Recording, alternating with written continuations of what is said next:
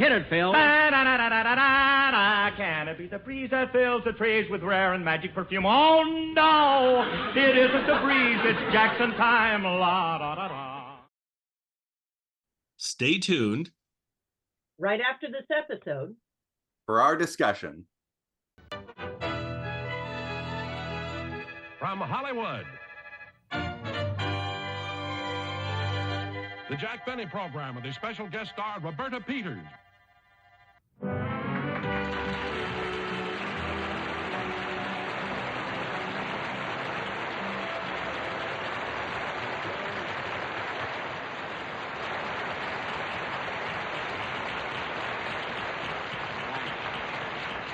Thank you very, very much, ladies and gentlemen, and welcome to our show. You know, I was just thinking before I walked on here about the changes that have been made in television in the past 15 years. You know, now, I started myself in television about 12 or 13 years ago, and I remember when I first started, it took me about, 20 hours to learn an entire script. And then maybe an hour to get made up, you know. But, of course, I've been in television so long now that I've got it down pat. Now, you see, now it only takes me about an hour, and I learn the whole show, you see. Only takes me 20 hours to get made up.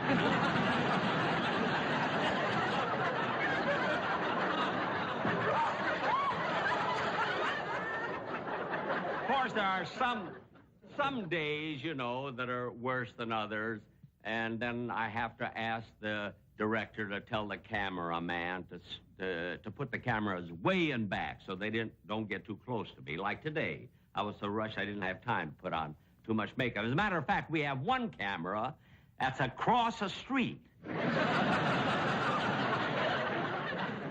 Anyway, tonight I would like to present to you, ladies and gentlemen, our guest for this evening.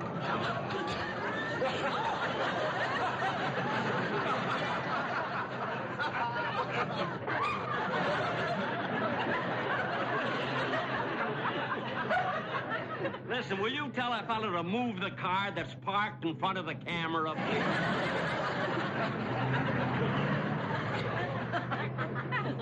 Thank you. But anyway, as I started to say, that our guest I beg your pardon, Mr. Benny. Yes? We're from the Consolidated Press, and we'd like to take a picture. From the Consolidated Press? That's right. Well, I would prefer you took a picture after the show, you know, instead of right now when we're... Well, all we want to do is take a picture. It'll only be a minute. Well, all right. Go ahead. I always like to wear glasses. You don't mind? No. Right ahead. Right ahead.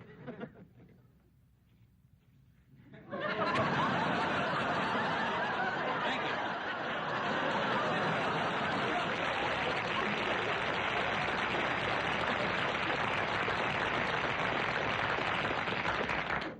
You know, all these silly things happen on my show, but tonight, I really wanted to maintain some dignity because I have as my guest star the very beautiful and talented leading coloratura soprano of the Metropolitan Opera, Miss Roberta Peters.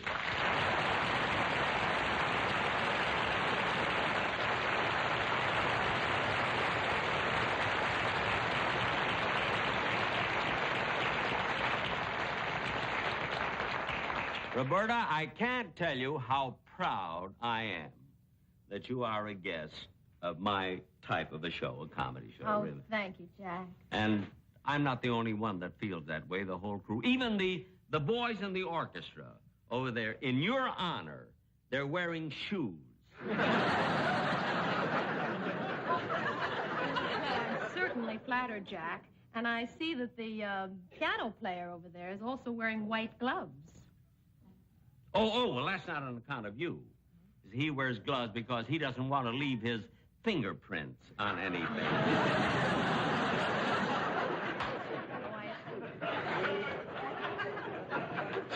Well, then when he told me he plays a hot piano, he wasn't kidding. You're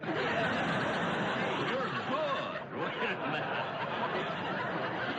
But anyway, forgetting about the orchestra, I must tell you again how much I appreciate you being on the show. I really do. Oh, thank you, Jack. Thanks. And you know, there's one thing that puzzles me, though. What is it? Well, when I asked you personally to appear on my show, you seemed to be happy to do it. And yet, when I spoke to your agent about it, he seemed to be reluctant.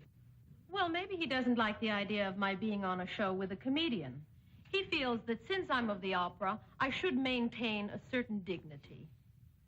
Well, I mean, I certainly approve of that. I think he's right. But then, don't forget, he probably doesn't know that I have been a student of the opera for many, many years. You know, I discuss it all the time. I mean, as a matter of fact, there's one thing about the opera I wanted to discuss with you.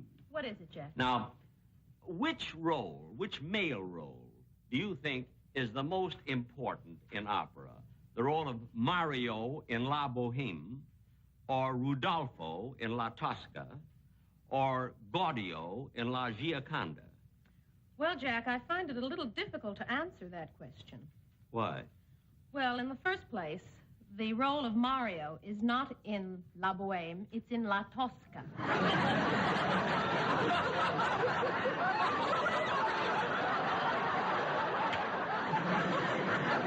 And the part of Rodolfo is not in Tosca, it's in La Boheme.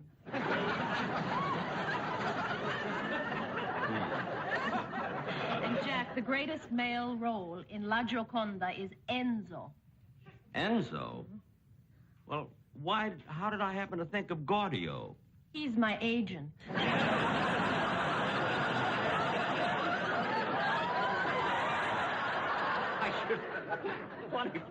I should have known that when he was screaming at me.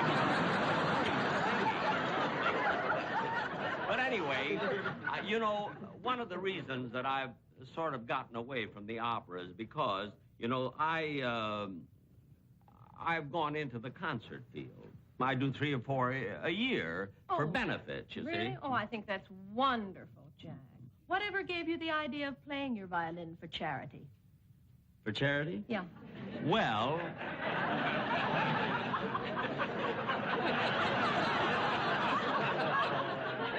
I tried it the other way and nobody bought tickets. You know what? I can't understand how anyone who sings an opera, who looks, you know, to me, you're so slim and so charming and so beautiful and everything, and you look so good. And I always had a feeling that opera singers were like, well, I don't know how to describe it, but they always seemed to me like Don Wilson in a dress. Really, most of them do. Jack, that isn't nice. Well, how would you like it if I started insulting other comedians? Well, be my guest. Go ahead. Bob Hope, or George Burns, or Red Skelton, or Jack Benny. No, not Benny. He's my favorite. But look, I'm sure, Roberta, that the audience, they're waiting here to hear you sing. I know they're very anxious to hear you sing. So if you'd like, I'll announce your number. Thank you, Jack. Okay, ladies and gentlemen, Miss Roberta Peters will now sing the Shadow Song from Dianora.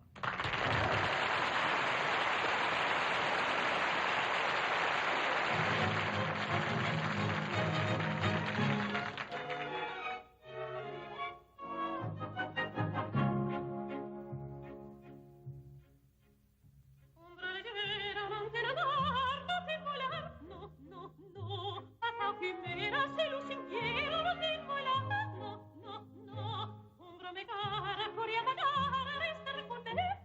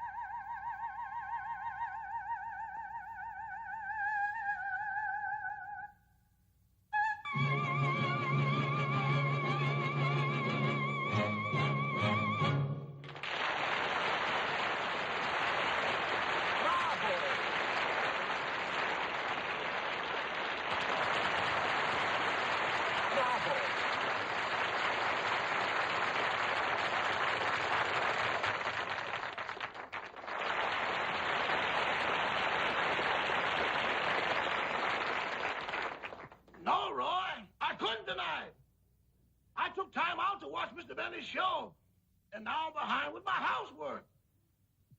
Maybe some other time, Roy. Oh, okay. Bye. Well, I better get on with my dusting.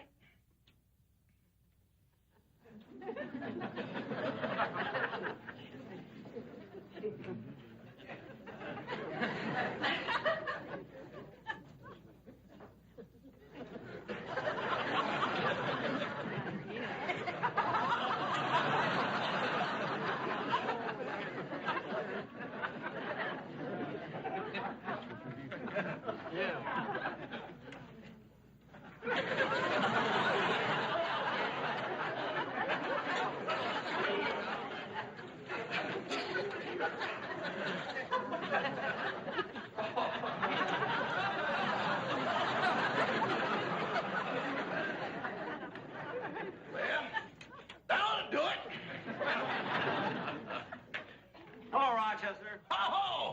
Oh, boss, that was a good show. You like it? Really? Oh, that was class. Real class. How about that Roberta Peters? I mean, the way she looks and sings and everything. By the way, put this away. This is a record she gave me as a present of one of her songs, you know. What's in the suitcase? There are 18 pairs of shoes. I had to lend it to the orchestra, boy.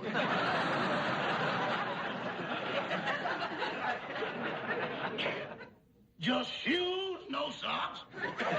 Well, you know, you can't force too much on them at one time. Okay, I'll put these things away. Okay. Gee, that was sweet of Roberta Peters to give me one of her records. You know, I think she's kind of stuck on me, too.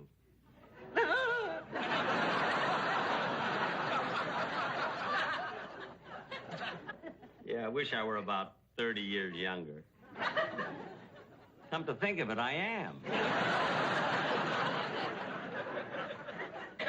Say, Rochester, you know what I've been thinking? I've got to do more shows like I've done today. I've got to combine comedy and culture. You know, have stuff written by Paganini and Bizet and Grieg and Gounod. Boss, they wrote for you last year. No, that was Perrin, Balzer, Gordon, and Golden. But I must do shows that really have class, like maybe a big symphony orchestra on the stage, or maybe a ballet with 150 people all over the stage. It needs that. Boss.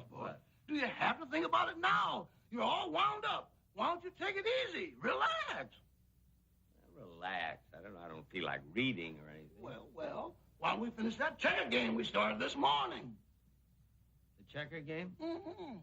Well, all right. Fine, come on. Might as well have nothing to do anyway. Whose move is it? It was yours. Oh.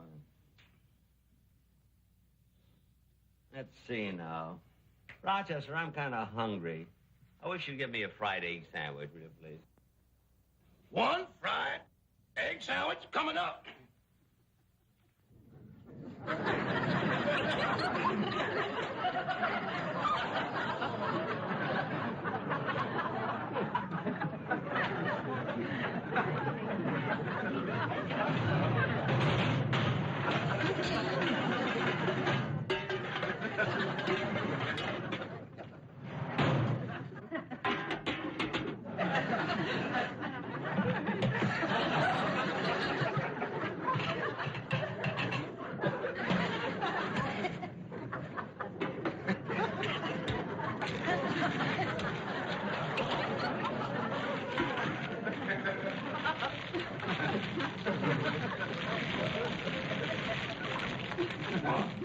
How do you like the egg?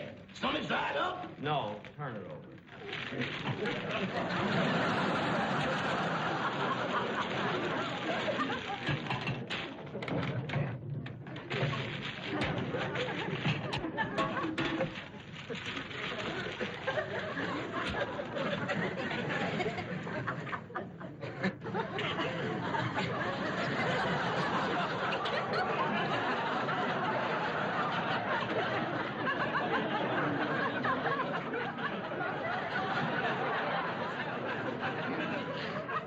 There you are.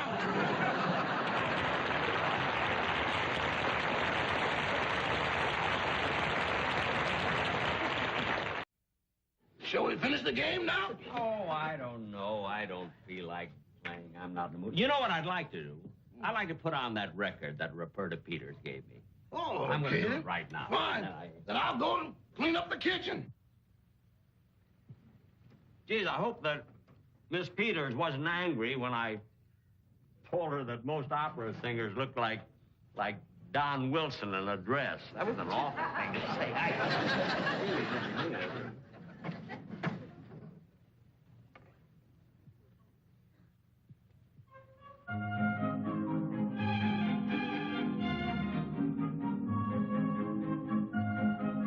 There's my favorite opera, La Traviata. Oh, boy, what a beautiful voice. I wish I could be an opera. I really do. Gosh. Hey, that's where Violetta is singing and waiting for her lover to come to her.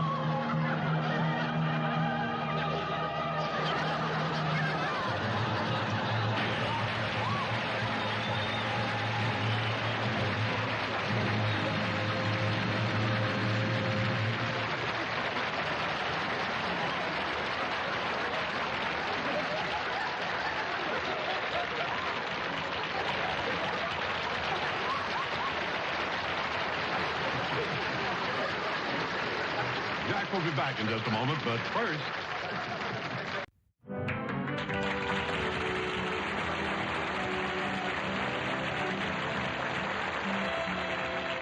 Thank you very, very much, ladies and gentlemen, and I do hope you all enjoyed our little bit of opera. And now, once again, I'd like to present our guest star, Miss Roberta Peters.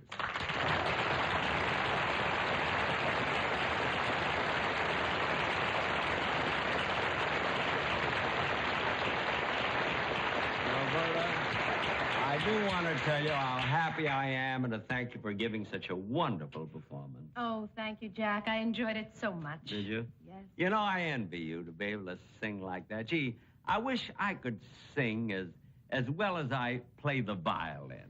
You know? Well, I think you do.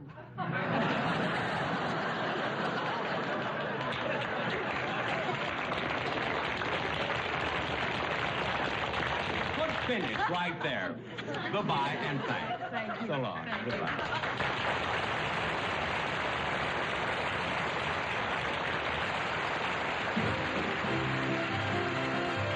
Well, hello again. This is Buck Benny speaking. I am joined by Kathy Fuller-Seeley. Hey, Kathy. Hey. And we are joined by John Henderson. Hey, John. Hello. Good to see you, man. And let's get started. We have a Jack Benny episode for you, and I'm going to throw it over to Kathy to start us out. Kathy, what's going on in this one, and what stood out for you? Well, this is like kind of, in a way, a traditional a Jack Benny episode, an opener. His guest star, beautiful opera singer Roberta Peters, who does a number. And then the final bit where they actually perform a scene from an opera, which I think Jack's costume's adorable. Yes. And Don looks great. And the thing that frustrates me most about this episode is I wish that somebody could bring in an editing equipment and take the laugh track back out of the opera part. That was just kind of ruined for me by, or at least the version that that Buck has that we get to listen to. The laugh track drowns out the opera, and it just kind of frustrated me. But if that was gone, I think it was an even better episode because they take opera seriously, and it's not too many other comics could have an actual opera singer on and not be treated as, you know, a kind of a big joke. But I always appreciate how seriously Jack takes fine music,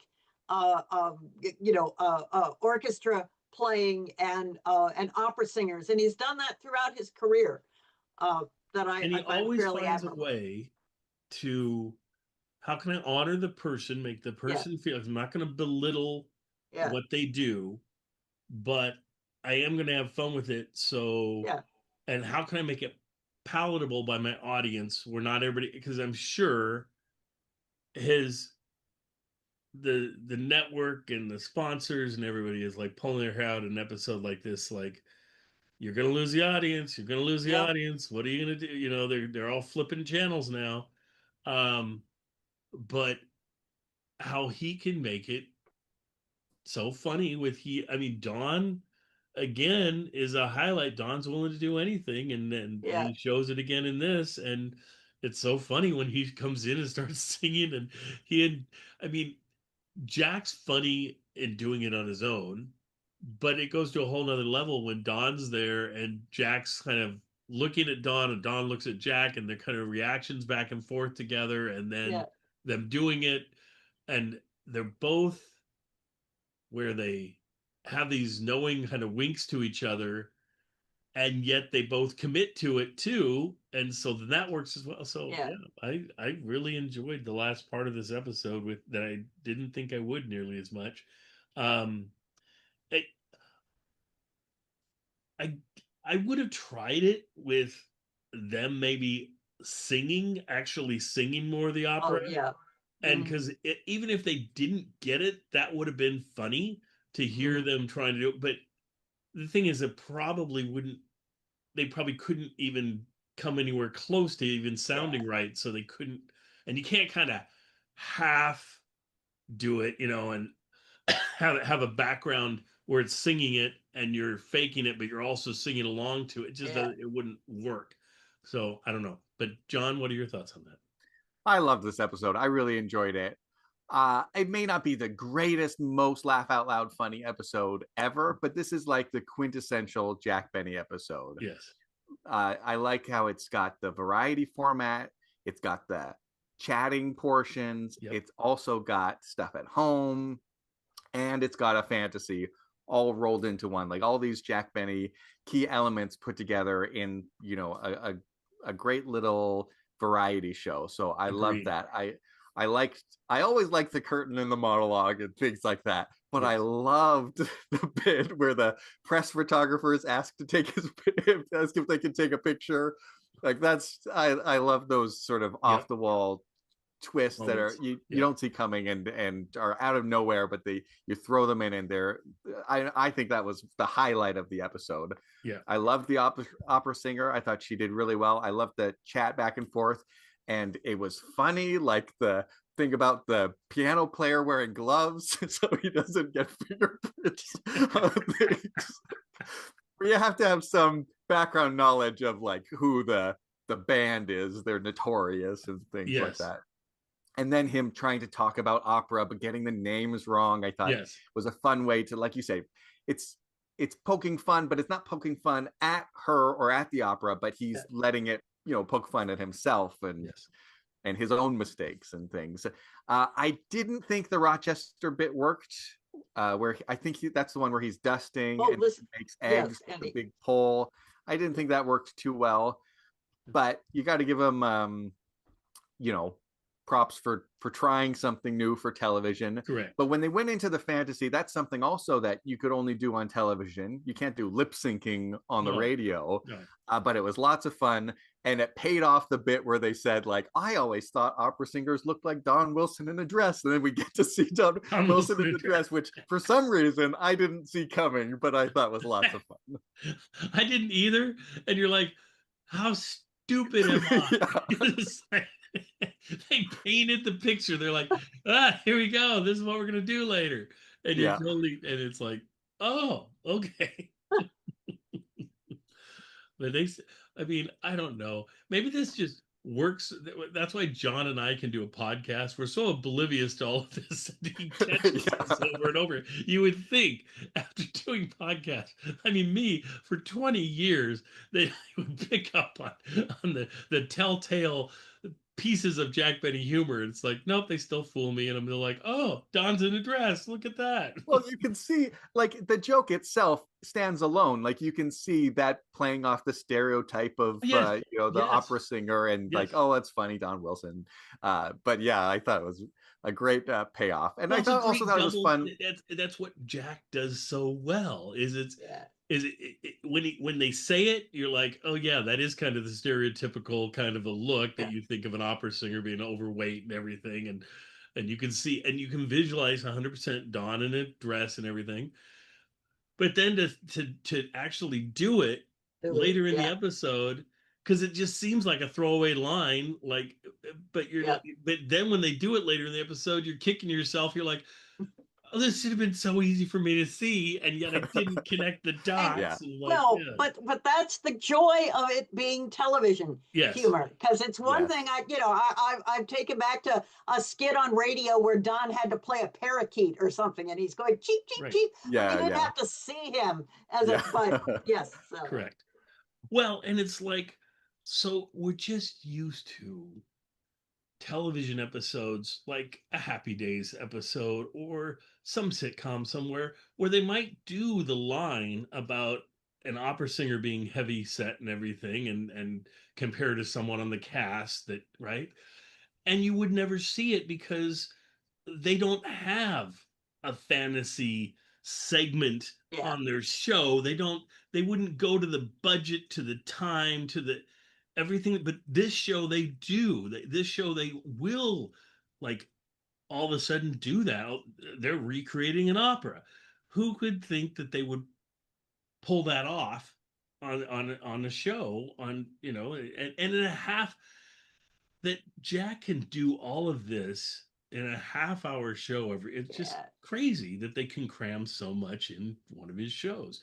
And especially, you know, now we cut out the commercials and whatever, and so it ends up being, you've got 22 minutes of show, and you if you've got three different you've got the beginning segment, and then you've got the part where he's talking to the person, and then you've got the presentation of the actual opera piece. That's a lot going on in 20 minutes. And that opera piece was fantastic. I'm not the kind of person who would sit and watch an opera, but an opera singer on a variety show is perfect. Yes. I thought it sounded so beautiful. It was very impressive with the high notes and the tone the whole time, and the flute thing where she's sort of like matching and then complimenting the flutes. I thought it was very impressive and quite entertaining. Yeah. Well, he didn't get slouches on his show. When he had a guest on his show, they really knew, especially musical. Well, that's, and yet people would be willing to do it because you knew you weren't going to be just made fun of, right? But you were going to be incorporated, right? You know, well. I mean, there were no jokes. There were no jokes at her expense. Right. It was always at Jack's expense or Don's expense. You know, it was always them that were doing it. It wasn't, and that's subtle. I mean, I wonder if in the writing meetings, like somebody throws something out and they're like, nope, that's against her. We can't, it's funny, but we're not going to use that. And so, you know, because as an instinct, as writers, you would think somebody might do that. Now, on the other hand, you've written for Jack enough that you probably know that, okay, that's off limits, where everything is making her look great. Yeah. And if we're going to make anything look bad, it's got to be our folks. It's got to be our band, Don, Jack, Rochester, whatever. We can attack anybody we want that's on our staff, but we do not attack our guest star. And you can't, if they'd ever attacked a guest star ever, then they wouldn't have this whole thing. Right. Everybody's comfortable coming on the show, whether you are a football coach, or whether you are a mayor, or Dimitri Tiomkin. They're going to make all of you look to the best that they can. Now, some of you are going to screw yourself up in the process. That's your problem if you can't say a line. But they're going to write it so it's funny, and that's the thing. They're going to make you look funny. But you're going to make fun of Jack. You're going to be making fun of someone else on the show, and it's not going to be about you particularly being funny. I mean, you know, I don't like getting into politics, but I'll throw one out there just because it just happened for us.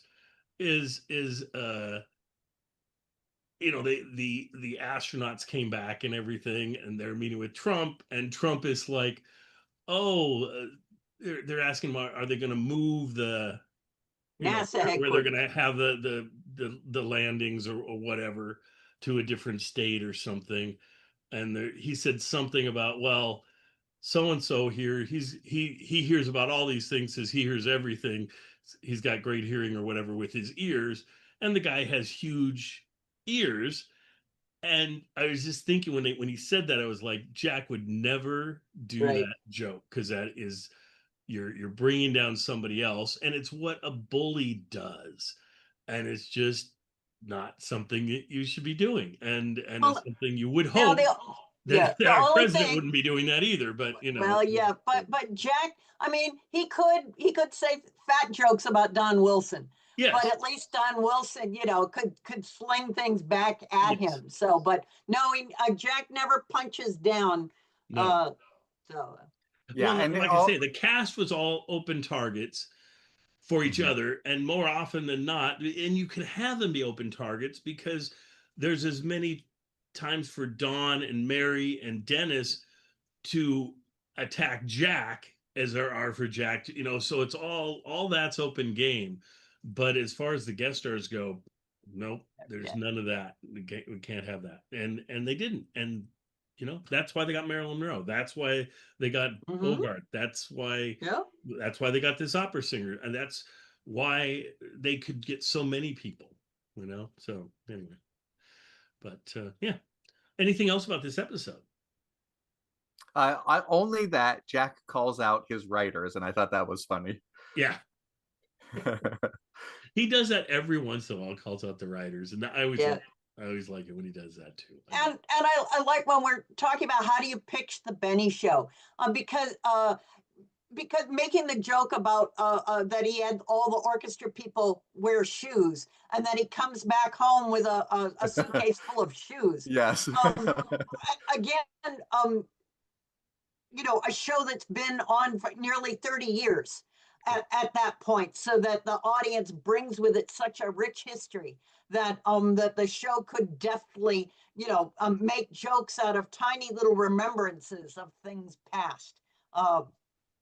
Yeah, definitely. And I forget that there is a certain kind of background that you need to know for some of these jokes, because it's so ingrained in, when you've seen as much Jack Benny or listened to as much Jack Benny as we have. Yeah. We have. Well, the other thing, now that you mentioned the writers, I'll just bring up really quick because I think it's kind of interesting, is that this is the last season with Jack's regular writing team 100%.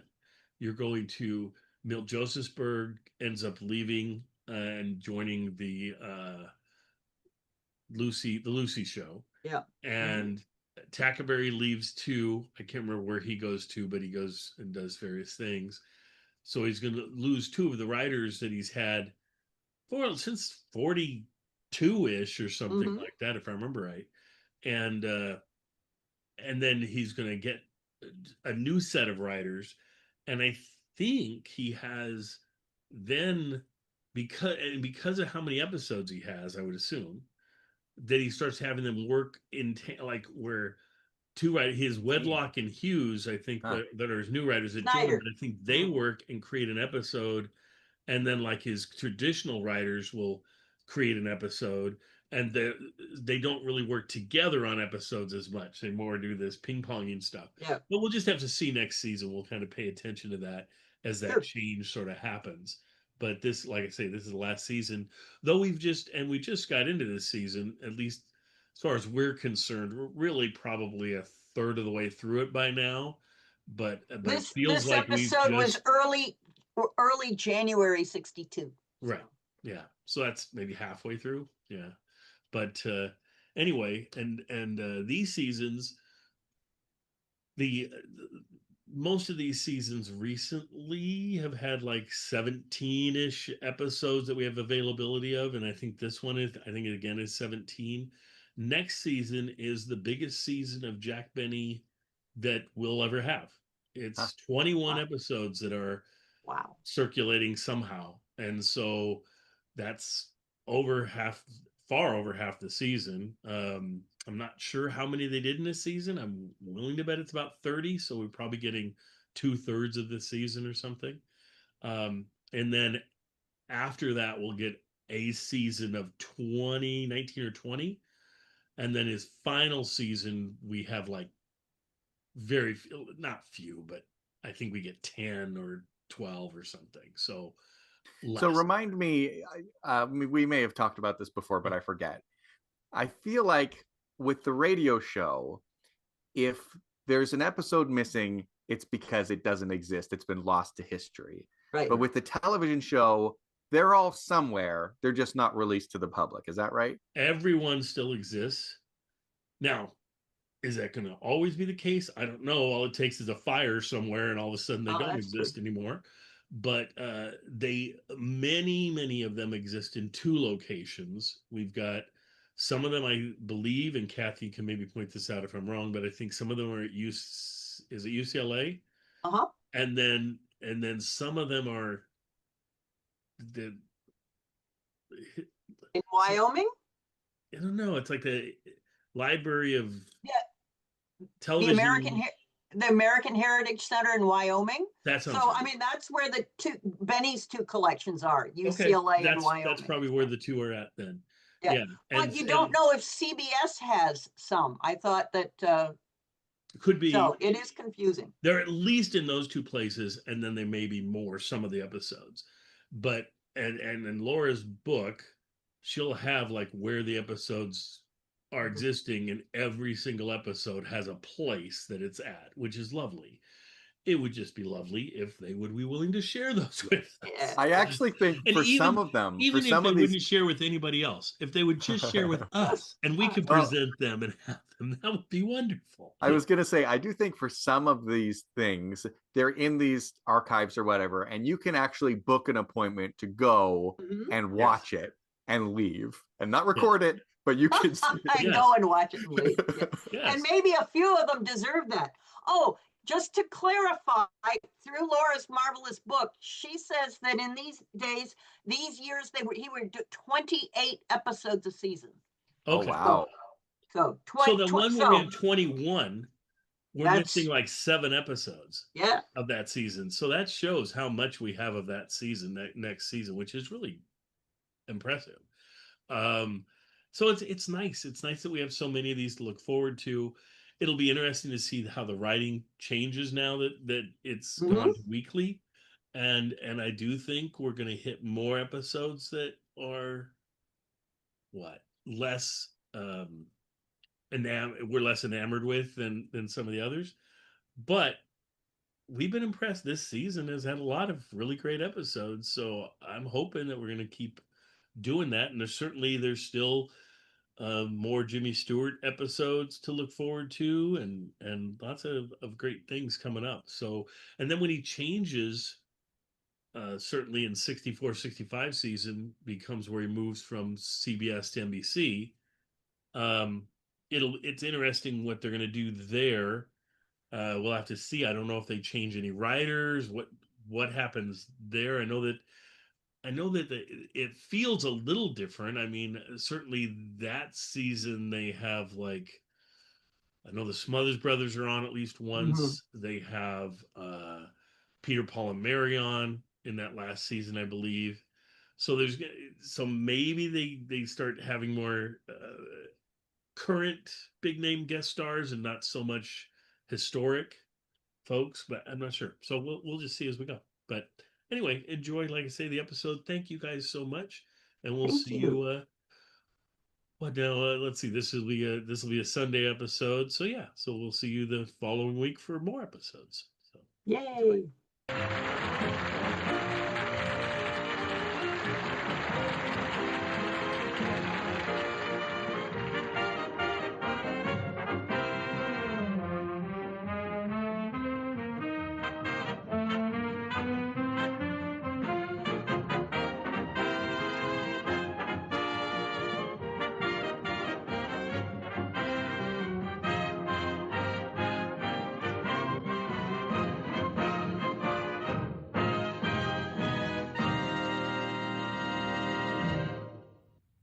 This has been a J&M production.